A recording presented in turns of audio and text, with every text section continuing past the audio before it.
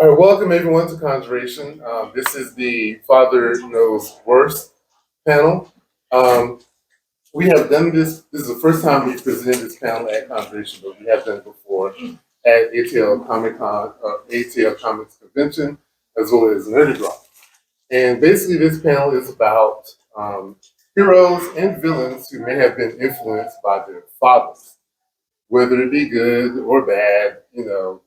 Whether they were rejected by their offspring. So I'm going to let my panelists introduce themselves. We'll start down there on the end with the young fella. Hello, everyone. I'm still Darin M. I am allowed to say I'm a science fiction and fantasy, or an award-winning science fiction and fantasy short story writer. I'm also a senior director here at Conjuration, so have fun. And I'm also the founder and executive producer of Tables of Content, which is a YouTube channel where we do movie reviews. Some of the people here have participated or will participate, hint, hint. And we are aspiring to become a science fiction convention, but we'll see how that goes. And I really love talking about how fathers mess up their children in genre fiction. Only in fiction. Hi, my name is Hanako M. I'm the creator and host of the Fandom Hybrid podcast. We are a pop culture podcast. We discuss, we recap and review TV shows, films. We talk about conventions. We have been presenting here at Conjuration now for about 4 or 5 years, 4 years. We're also all very active with Dragon Con, ATL Comic Convention. Recently this year, we added Nerdy Graw and Monsterama to our rotation. Hey, my name is Michael Collins. I am the theory prognosticator and dad joke enthusiast of the Fandom Hybrid podcast. Yes, and okay, yes. In my regular life, I am a dad joke enthusiast as well. I haven't participated on this panel yet because they've done this one without me, but I'm actually looking forward to it. I really only have one dad to eviscerate, but I'm more than willing to get rid of to talk about the other ones as well. Okay. Once again, my name is Anthony Liggins. I am a former video game reviewer for blogcritic.com. I am also a co-host of the Fandom Hybrid podcast. And recently, I was the assistant director of media at Monsterama under that guy, my boss over there. And I always like to kick this off because there's a father that I talk about every year. I talk about him now, and that's Bruce Wayne. He is absolutely terrible, horrible. He's the absolute worst. The way he treats his surrogate children, like soldiers. But then I realized at the last convention, I had watched Batman, and I realized it's really not his fault. It's Alfred's fault.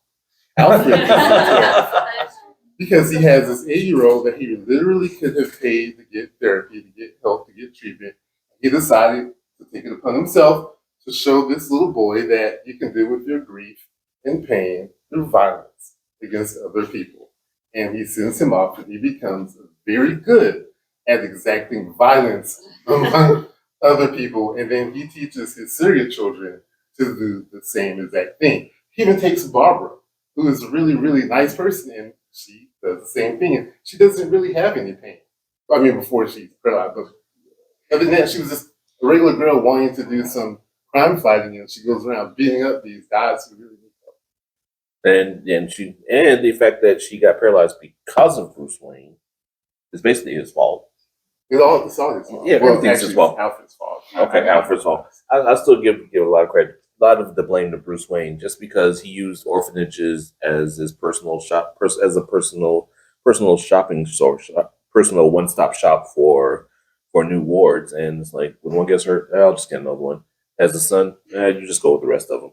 And it's like, I know he's trying to make him tough, but it just irks me, like that first of all, just stuff he gets away with in Gotham is ridiculous. And it's like, everyone has to know, oh, there's a hero who drives this really fancy car and has all these fancy gadgets. No one else in Gotham can really afford it. Hey, Bruce. I mean, to me, it's not that hard, but it's like, I've always just had disdain for him. Even Adam West, I was just like, you suck. The genesis of this was Bruce Wayne, but it was mainly there was an issue where his real biological son, Damien, who is a trained assassin and murderer, was having a back and forth with Tim Drake, who is Robin.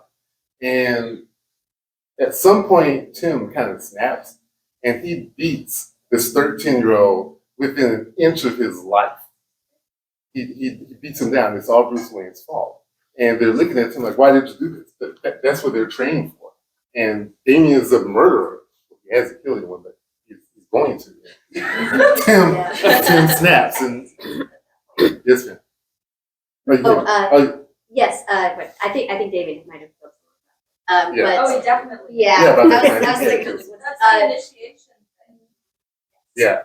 but also, to go on the shopping from orphanages. There's actually a villain who gets children for villains or to do, and there's a moment where Grace and Todd and Drake all look at each other and they're like, no, right?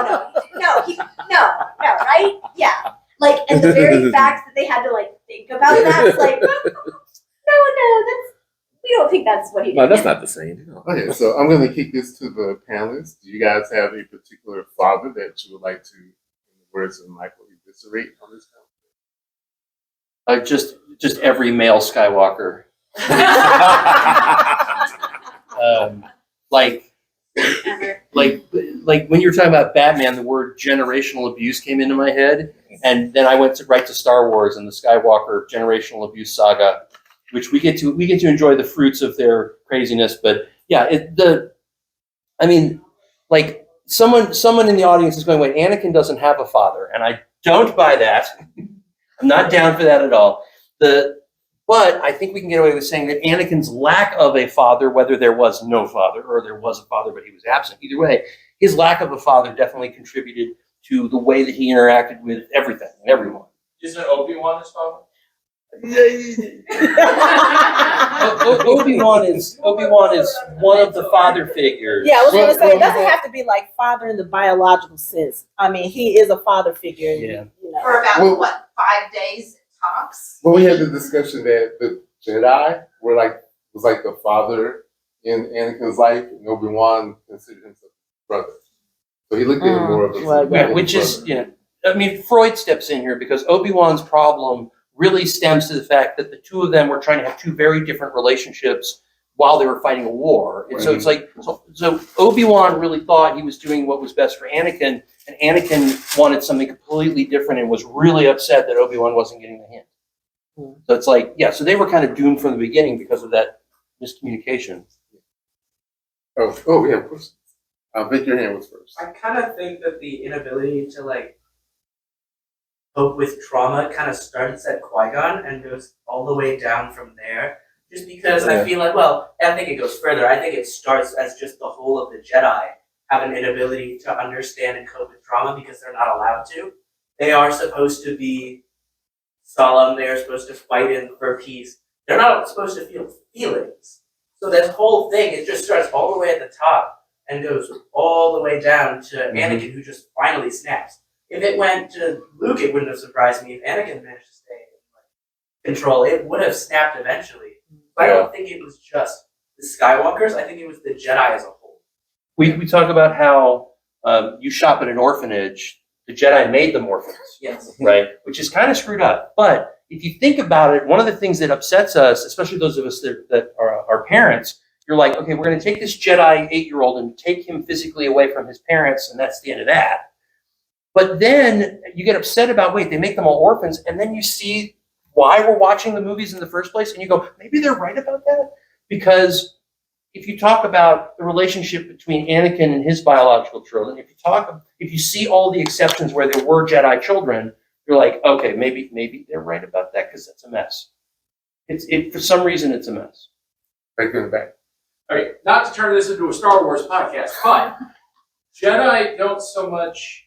There's a big misunderstanding on the Jedi saying don't have feelings. The Jedi are allowed to have feelings. They're just also supposed to keep things at an arm's reach and not let their feelings determine their actions, getting into the dark side. Like you're supposed to love, but you're also supposed to be able to let that love go if it means for the greater good and help people. But I would say that Palpatine is Anakin's father figure. I mean, will take a fine interest in your career. He becomes the mentor. He becomes the person that Anakin talks to. Yeah. He's the one he's an evil, and he is successful in his goal of turning Anakin into a weapon and to take out the Jedi. But what do you mean the Jedi don't trust you? What do you mean the Jedi? You should look at you should think about it. Anybody in the room got a step parent? Oh.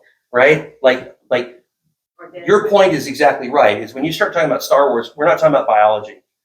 There's biology in there, but how many father figures does Anakin go through on this path? That's his arc, is who he wants to be his father when he doesn't have a father. So yeah, it's all of that kind of combined. Back then. I just wanted to share what thing to. So if you have Palpatine and Anakin, as opposed to like Miles and Across the Spider-Verse or the Spider-Verse, where you have a couple of different influences, and one of them you seem to get along with more, and the other one seems to tell you everything you want to hear. So a young man has a choice to make between which, and the better parenting might not be the one that you want to listen to. So yeah. There's a reason why 8-year-old boys are not allowed to pick which parent they live with, because they'll live with the Burger King parent in a heartbeat. Okay. Hanako? So as much as I want to talk about John Winchester, we've talked about him before, I'm going to hold off on that one because I do have a couple of others that I feel probably are worse than John Winchester. One of them being Nolan Grayson, aka Omni-Man from Invincible. Okay, yeah. I think he takes the trophy for worst dad ever. Worst dad, worst husband. Worst everything. Yeah. Yeah. He's like He's not a nice man. no, he's very much a trash character. The other person that I want to talk about is from a newer series, Viserys Targaryen from House of the Dragon. You know, well, All Targaryen. Great yes, but so my issue with Viserys is it's not about the fact of him loving his daughter, because we see that very clearly in the show that he absolutely adores Rhaenyra, goes so far as to make her his heir, and really even when he has children after her, he doesn't change that stance.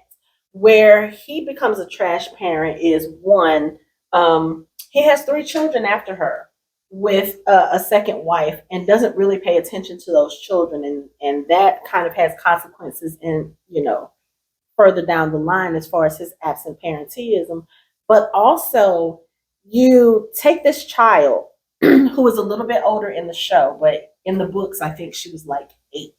You make her the heir, but you don't teach her really what that means. You don't teach her the knowledge she would need to lead a whole kingdom in the event that he dies. Even when his health starts failing and he starts literally falling apart before our eyes, he still does not do what he should as a father, as a teacher, as a leader, to prepare her for what's about to come next. And that kind of leads to this whole civil war between her stepmother, former best friend, and her, and this thing that's about to plunge the Targaryens into this long war. He just for you to care so much about this person and to want to put them in this position, you do absolutely nothing to prepare her. Even during one time when they're having small council and she speaks up, she's basically given okay, this is not your place. You need to go be the cupbearer. I'm the freaking heir. I should have an opinion, and I just think that lack of leadership and that lack of actually parenting her through her expectations, that largely leads to this civil war between the kingdom. I think it's interesting to pick him, but it's really Jaehaerys' fault, because Jaehaerys did not prepare. He did not choose him. So they're not preparing anyone to do it. He basically was like, you guys got to figure it out. Yeah, but And because of that, the series didn't know or may not have been prepared to do what he needed to do. so you're telling me that in 20 years, from the time you have your child to the time you die, nothing ever crosses your mind to say, hey, I named this girl the first ever to be heir after I die. Maybe I need to prepare her for what's going to happen after that. He spent so much time maneuvering to become the king that he coveted the position but didn't understand what it meant to have that. So if he doesn't understand it, then he has no ability to pass it on to anyone. I disagree with that. I'm just saying, he can't bear the entire burden of it because you can really track it back to Jaehaerys. Like, Jaehaerys is the source and the reason why the series is the way it is. In the same way that Alfred could have made a better choice for Bruce. But even though Bruce is doing all these terrible things to these kids, it's really the thing that he learned from Alfred. Mm-hmm. And see, the series did not learn anything from Jaehaerys. Jaehaerys did not teach him or show him how to be king. He just wanted the position. Yeah. And I get that. But once you have this position and once you have this responsibility, I mean, you're in charge of a whole freaking kingdom. It's up to you to learn. You can't use that, oh, my dad didn't teach me as an excuse. That's a crap excuse. Especially once you have your own children. You know, we talked about it in a panel earlier as far as generational curses. This is something that if you know the person who was before you didn't do what you needed to prepare you for this role, it's your responsibility as a person, it's your responsibility as a parent to not repeat the same mistakes. And he had plenty of opportunities to do so. See, now you convinced me that Bruce is even worse than he was before. Can I ask a question? How many children do you have? 3. Okay. Just wanted to check. I was sensing some mom energy over here. Well, I just think it's on Hanako. I mean, it's even worse that Viserys, he had the relationship with Rhaenyra when they were younger, and then once she's named heir and dismisses her from the council, he never reaches out again. Right? It takes Alicent to try to convince him, yes, let's make this happen, but he always waits around for Rhaenyra to come back to him. But then bemoans that he doesn't have that relationship. We're alive for another, like, years. Again, trash parent. Like, you could have sent a message, a pigeon, who knows? But you never make that step. But the same thing with Daemon. Also, I mean, Daemon's a little bit different because he's very headstrong, so that brother relationship didn't happen. But with your own daughter, you were so close when Emma was around. But then, as soon as she's named heir and everybody else gets a say, he still doesn't reach out. Even when Alicent, who now is going to become the love of his life, gives him new children, she's still trying to make that relationship happen. And he still doesn't take the motivation to do something. Come on back for dinner. Ready? While watching this, I don't know why this popped into my head, but it did. I was like, this is so similar to like the Lion King a little bit. And it's literally similar when you look at it. Mufasa didn't train Simba to be a king. He was just like, that's your kingdom. And then he died. But okay, so In fairness, so he's it, like 3. right, so It's like But that's like, it depends. But at the same time, just like there's certain characteristics there. I was like, Yeah. this is weirdly similar in like certain aspects, but at the same time, it's so different just due to the way that like the death happened. It was like unexpected versus expected. Yeah. But the similarities there was just really, I just had to put that out there. So. yeah, but the difference with Mufasa is, one, Mufasa was healthy. He's at the top of the food chain. And again, Simba is he's so young. So even as parents, we always think like, I won't say we think we're immortal, but we never think that the unimaginable is going to happen when our children are at such a young age. So Mufasa didn't expect for his brother to turn on him and for him to be killed. So he probably thought he had time to teach Simba. In Viserys's circumstances, like show-wise, we're going to go show-wise because I know a lot of people haven't read the book. So show-wise, Rhaenyra is about 15, 16 when she's named heir. So here you go, 5 years later, or four or 5 years later, she's been named heir. Like the whole kingdom has come to swear fealty to her. You still have not taught her anything. And like I said, Viserys was literally falling apart in front of our face. Like we watched the slow progression of his health declining. He's losing fingers and he's losing limbs, and his by the end of it, his face is literally falling off the bone. You knew that you weren't going to be around for long enough to get all of this settled. You should have been, from the moment you named her heir, and you knew that that was going to be such a big deal in the kingdom because no female had ever been named heir before.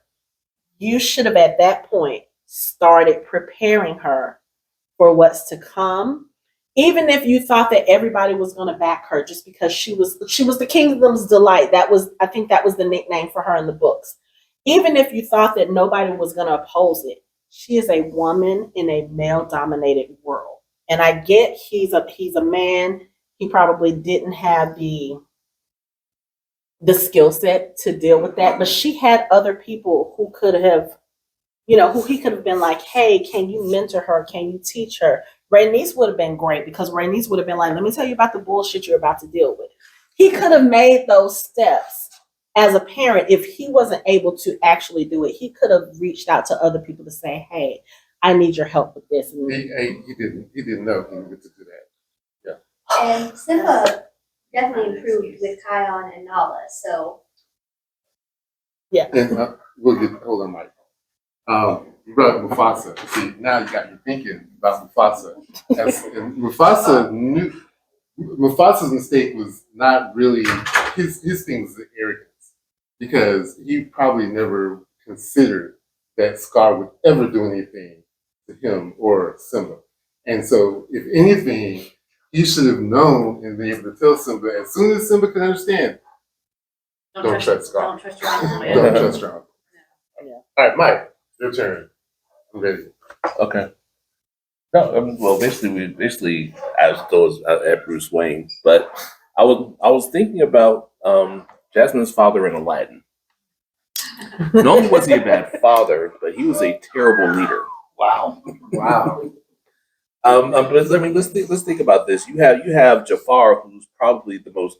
Not only was he shifty in character, he was shifty looking. How do you trust somebody with a cobra for a scepter to be anything around you? Oh, but also, I'm an excellent judge of character. Yeah, right. Exactly. And it's like, and he's been mind controlled so many times. I'm surprised he remembers his own name. Like, because Jafar was controlling him the whole time. He still insisted that Jasmine he knew that Jasmine was an independent creature and didn't want to have to be led into marrying somebody that she didn't want to marry. Yet he still was like trying to enforce whatever he needed to do to get her married. And she was still fighting against it at every turn. And he had no solution for it because he's busy trying to stuff crackers into Iago's mouth. So it's like, he's so obtuse to everything going on. I'm surprised that he remained king as long as he did. He's outstanding. very much so. Yeah. Okay. Anyone in the audience have anyone they particularly want to talk about? She's shocked. So ready. Anyone here familiar with My Hero Academia? A little bit. Darn, if there was someone, they would have gasped because one of our, not the main character, but one of the classmates of the main character, Todoroki, his father married a woman because he has fire abilities and she has ice, and so wanted to create the perfect child, the perfect weapon to dethrone the #1 hero, who is his nemesis because he's the #2 hero, so he wants to be the #1 hero. And so his first child has only fire abilities, kills himself, burns to death because his father's pressure, and then comes back as a villain. Second and third child don't even care about because they don't have enough power. Fourth child is basically training so hard that it's torture as as young as 3. and drives the mother insane to the point that she throws boiling water on him on the side of his face that looks like the father. And they're giving him a redemption arc. I'm like, he has fire and ice powers. yes, Todoroki. Just to be clear. Yes, the one in the generation of the main character has fire and ice. For the first little bit, refuses to use fire power because it's his dad's power. I have All one. the We're not talking biology. We're talking father figures. Dumbledore. Ooh. We could do a whole We have. panel about Dumbledore. That's Yeah. Great No, we've done, here at Conjuration about 8 years ago, we did a kind of ripping Dumbledore apart oh panel. yes, It a I lot was of on fun. that panel. Yes. Yeah. It was a lot of fun. It was painful, but it was a lot of fun. Yeah. And we're back to, I mean, Harry is a good comparison with Anakin in several ways. The chosen one, he's an orphan, but he clings on to all these other male figures. He changes his mind throughout the story. He's forced to deal with, adoptive parents that are horrible. And there are wonderful complications behind why they're so horrible. I love those discussions. But yeah, I mean, yeah, Dumbledore as a father figure. One of my favorite parts of the 7th book is when you finally find out what Dumbledore actually intended the whole time. And but spoilers, it's been 20 years, spoilers. And you're just sitting here going, okay, all right, okay. First of all, bastard, but second of all, he's trying to save the world. So like, The cool thing for me about Harry Potter is for this panel, we were supposed to be looking at how these fathers influence the children or influence our. If you look at Harry Potter and all of the different father figures he's had, they've had an influence, impact on the person he is.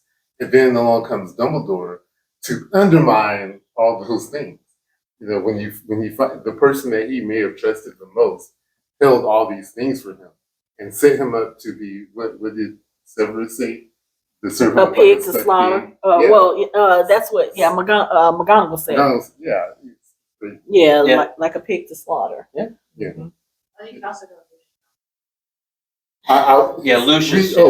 Harry Potter is a source of a lot. Yeah. Vernon Dursley and Lucius Malfoy.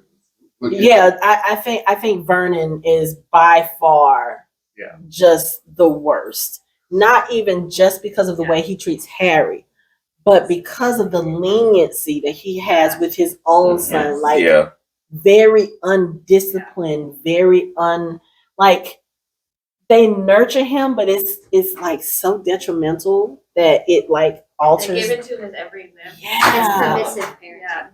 Yeah. Yes. And there's something about those characters' story because in the end, the son is not like that. Like at some point, you're a child. This is what happens. We also talked about rejecting what the parents teach them and rejecting what the parents have instilled in them or shown them.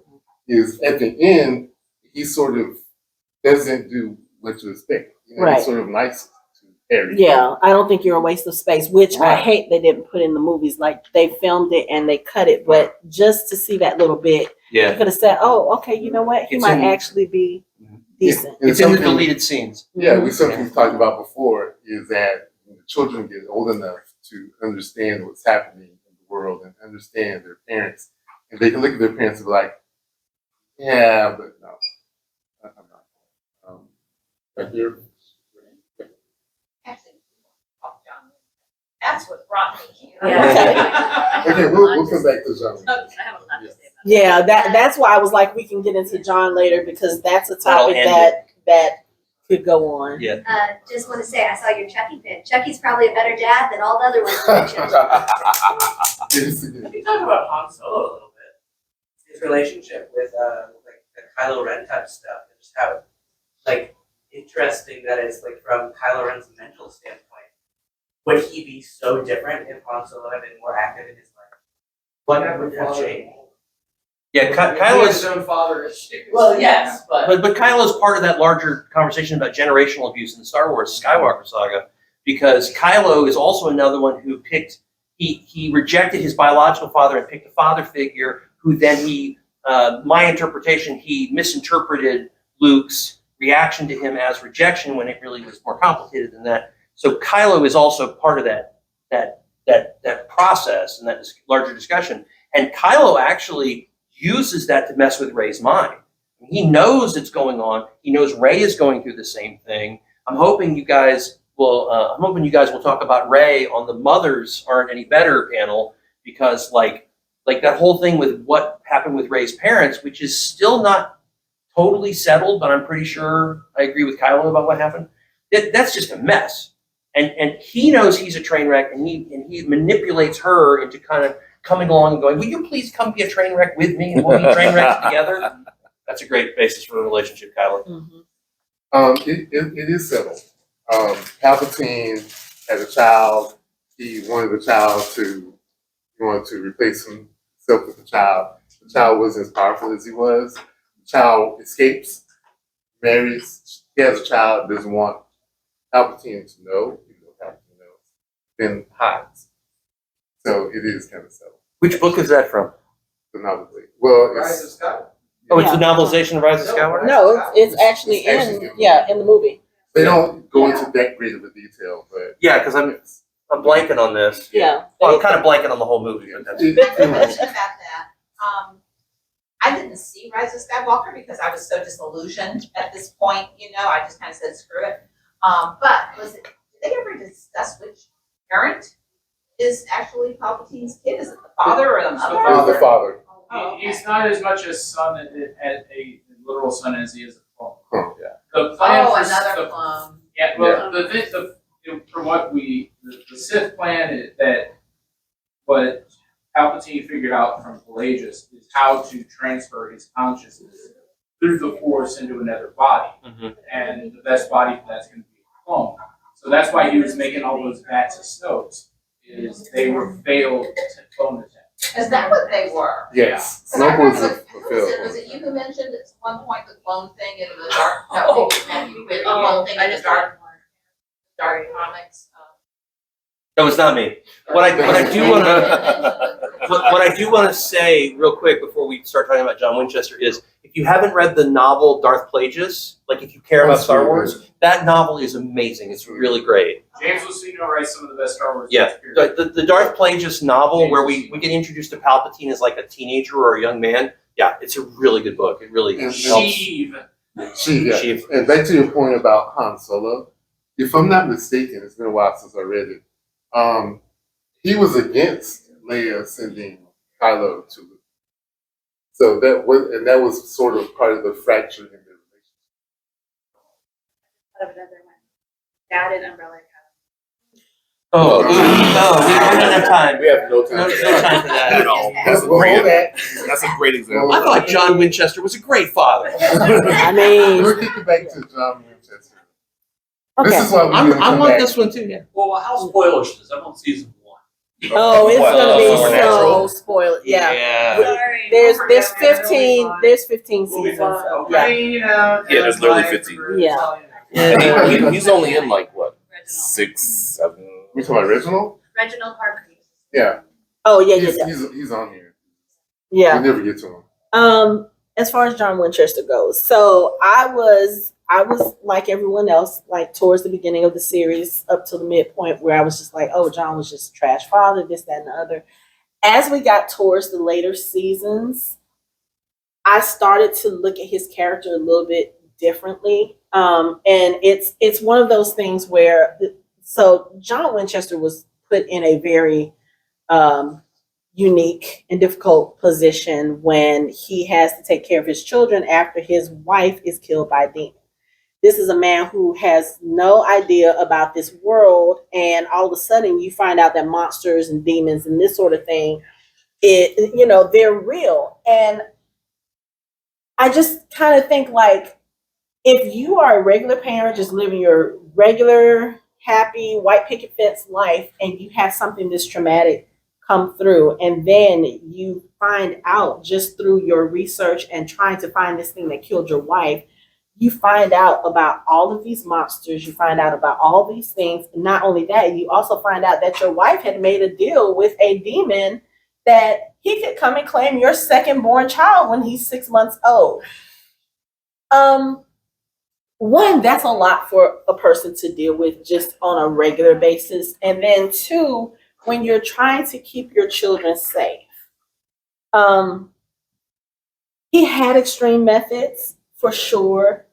But at the same time, if you look back, and I think this is something that Sam and Dean realize the older that they get and they learn about the bigger picture more, like Chuck being the one who kind of orchestrated all of this and was controlling every part of their life or writing how their life was supposed to be. I think John did the best that he could with the information that he had.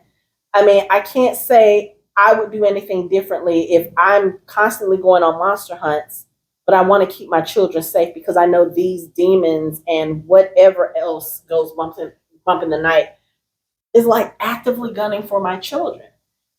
There was no time for him to be a quote unquote soft parent because literally your children's lives are on the line. If they are not made aware of, going back to the whole Viserys thing, like John could have easily kept his boys in the dark and said, oh, okay, I'm going to go take care of this stuff. You guys live your regular lives, your happy lives. But he knew that this type of threat is not something that you can just sweep under the rug and just kind of, you have thousands and thousands of monsters, demons, angels, all of these other things that your children could potentially come into contact with. You have to be a little harsh. You have to be, yes, in our definition, toxic, but I think at the same time, he was teaching his children to survive. Yeah. And you can't do that with nice words and emotions, at least not from his standpoint, And I think, like I said, as they got older, I think Dean and Sam were able to understand that, especially because they themselves became kind of sort of father figures to other people in their life, like Jack and Claire and, all of these other younger people who come in and they have to try to keep them safe and teach them. And sometimes in this world, you can't do that by being a nice guy, And I think John probably realized maybe a little bit too late that he should have done things differently. But I don't think I can say that I feel like he's a bad parent now, especially if when Sam and Dean are able to reunite with him in the 300th episode, Lebanon, where John comes from the past to the future and they're able to actually tell him about everything that they've done since he's passed and all of this other stuff. I think they were able to really get an understanding and to let him know, hey, we understand that things weren't always that great between us, but you were doing the best you could to teach us how to stay safe, to teach us how to be alive. So I'm very conflicted about it because I feel like, yeah, he was trash in some instances, but he kept those boys alive. He taught them how to help other people. Dean and Sam saved lots of lives that I don't think they would have been able to do had John not been the way that he was. Yeah. Like Batman. Yeah, as a all the tools they need. there's an aspect of parenting which is you have to prepare your children for the bad guys. John Winchester's bad guys, the Targaryens' bad guys, Bruce Wayne's bad guys are real and they're horrible. So there's an aspect of parenting where you go, okay, I can make my child happy all the time and they can grow up spoiled or useless, or I can make them upset sometimes and have them grow up to be an adult and part of society. So if you're a parent and your job is to make your child happy 100% of the time, good luck with that. Yeah. They're not going to be at your funeral. Or you could be Damon McCready and really mess up, Hit Girl. You change her to Oh, dude. Oh, yeah, good. Yeah. But it's just if you know anything about Hit Girl and her story, Damon McCready was her uncle. He was taking care of her. He taught her how to basically kill things. Oh, yeah. Yep. He was preparing her for the real world too with bad guys. Yeah, it's kind of like in the first episode of Supernatural when Sam and Dean reunite after a couple of years. The whole dad's on a hunting trip thing.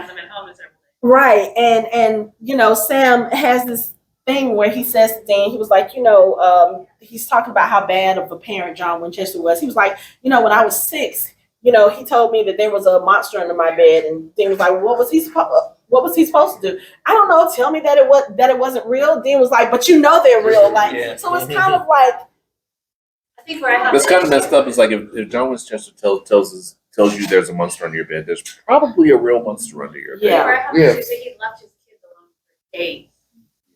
And he knows that he was gutting for them, and he just, I'm just gonna go off and. We have 5 minutes left. Okay, so he was trying really hard Yeah. to protect him when he was going off. He was kind of hiding him in the hotels and trying to make sure at least, he knew what to do. But my point that I was going to bring up earlier was that I don't remember, and I'm rewatching because I finally am now in season 12 after having stopped for several years. And did John know at the time he went on the run with the boys, Sam at 6 months old, that Sam had been fed demon blood and that there was a yellow-eyed demon? no, I think knew. I think he found out this information in the course of trying to figure out what it was that killed Mary. Because of course, you walk into your child's nursery and your wife is on the ceiling on fire. On fire. You know that that's not a normal Right. death. Right. So And I I think he did the best he could under those circumstances. I like John Winchester. I hate to say it, but as a single parent raising 3 ADHD kids, I can understand where he was coming from, doing the best you can under difficult circumstances. Yeah. Yes, ma'am. It might just be that for a lot of these dads, we can say, we understand why you did it. We understand you were in a difficult position. We understand you might have not been able to do anything better, but you were still wrong. And you still should have done it. You still should have done something. Like something different should have been done, even if you weren't capable. But I think the other thing we have to realize too is that the way that mothers and fathers are portrayed in stories in media is totally different. So we're looking at fathers who basically are left to take care of children on their own, and that's not the quote unquote social norm. It's always supposed to be the mothers taking care of the kids. So when the fathers find themselves in these positions, it's like they don't have the skill set to do what they're supposed to do because they've never been taught. And then it's like at some point you have to try to learn what it is you're supposed to do. But some parents, they get that. Some fathers get it, and they're like, okay, let me try to teach my child, and they're just disastrous at it. And then others they just don't care enough because again, they kind of have that immortality complex where, oh, I'm going to be around forever. I can teach this to them later. I can let them be, And I think in the case of John Winchester, like you have Dean, who becomes like this surrogate father figure to Sam, even though he's only 4 years older. 4 years older. He becomes like the surrogate father to Sam, and he is the one who is caring about Sam's emotional well-being. And even though, yes, John is kind of writing them and teaching them all this stuff, it's really Dean who tries to give Sam somewhat of a normal life, and even up to the point where Christmas. when he's grown, Christmas and all of these other things, but. You know what we're back to? We're back to who is Sam Winchester's father? Right. It's Dean, which is really messed up. Yeah. Yeah. But And I mean, It's just like the Dean has a whole. Anakin situation as well. But Yeah, Dean I mean, shouldn't have been put in that position. he shouldn't have. And he has this whole dialogue with Mary in that dream sequence where he goes off on her. He was like, "I love you, but I hate you." Like I had to be a parent to Sam because of what you did, And you gotta imagine that's hard for him. Okay. Yes. Sorry, so I have many older siblings, and I distinctly remember when I was younger, I had my 2 older sisters, they helped raise me. They were the ones who got me ready for school and stuff because my parents were working. So I feel like I can experience that. I have a similar experience. I'm the youngest of 4. And my sisters had that motherly relationship with me. They still have it. And it's complex and weird, but that's exactly how I feel. I feel like my sisters helped raise me. My dad had 12 siblings. Yeah. And he was the second oldest. And he would have told you that the 3 youngest boys, he raised them, not my grandfather. So yeah. Not the only. There's a common theme. Okay, well, we are up against it. Officially, we're going to go ahead and end it, but we will be back in here at 4 o'clock for Mothers. Mothers aren't better. And we have Thanks. so thank you for coming. We appreciate it. Make sure you rate us in the app, and also let them know you want to see it again next year. We'll probably do it again next year because I have a long list. There it of is. items. Never get to it. Long I list. think next We're year not we gonna should, stop. we should do the hour and a half, like the No, night. no, no. I like the short. I like the At short. some point, can we do a nothing but Disney version of this? Yes, I have all the gods in Percy Jackson. It being Oh, God, God. we didn't even talk All about the Zeus. gods in general, Yeah. just in general. Like, So thank you guys. Yeah. We appreciate it. Thank you.